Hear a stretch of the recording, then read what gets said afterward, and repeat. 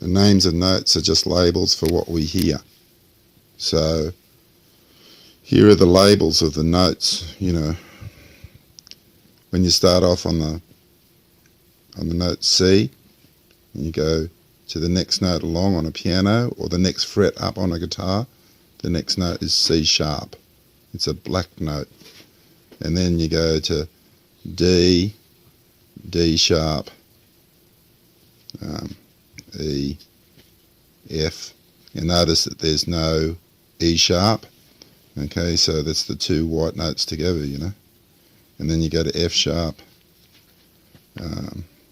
G, G sharp,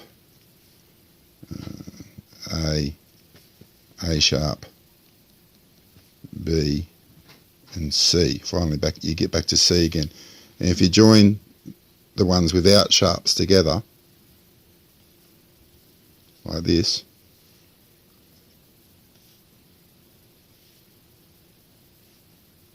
you get a pattern. And it's a pattern of distances, like this one. On a guitar, you would skip a fret, so it's a tone. Tone is a distance from, it's 2 frets on a guitar. And then you got another tone, semitone, tone, tone, tone, and semitone, and then back to C. You know, it's only one skip back to C, 1 fret back to C. And if you write those notes out, it's C, D, E, F, G, A, B, C.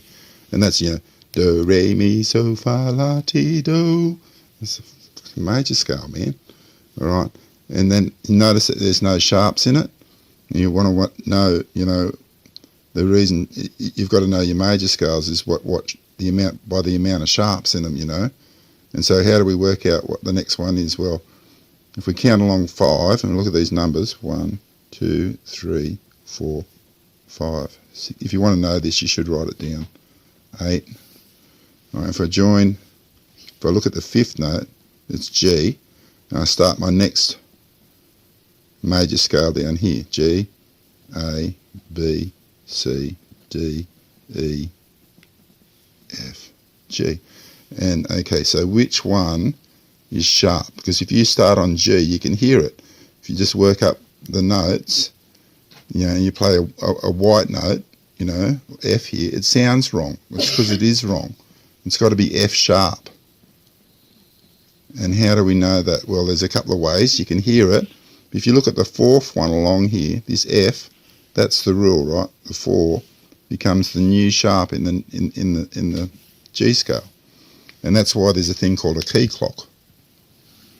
And that's why it's called the cycle of fifths, mate. You know, there's C, and the next one along is G on the key clock, and it's got 1 sharp because it's at bloody 1 o'clock. And then the next one is D, and it's got 2 sharps. So if you see a piece of sheet music, it's got 2 sharps in it, it means it's in the key of D. So if we go back along here, you can see that. If I once again use that rule, the 5 rule, 1, 2, 3, 4, 5, and it's D. So I write the D down here, write the letters down.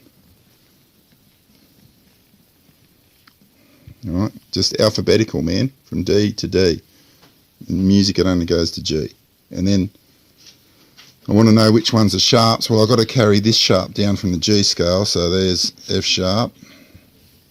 And which is the new sharp? Okay, so once again, it's the 4 rule, 1, 2, 3, 4 in the previous scale, goes down here, and C becomes C sharp. So like, there's the D major scale, D, E, F, G, A, B, C sharp, D. You know, do, re, mi, so, fa, la, ti, do, but in D. And you can keep going, man. Like, you know, write down all your scales. You know, the next one along is going to be A. There's the 5. A, B, C, sharp. Carries down D, E, F sharp. And once again, the 4th one, G, becomes the new sharp in this scale, A. So the key of A has got like 3 sharps in it, you know.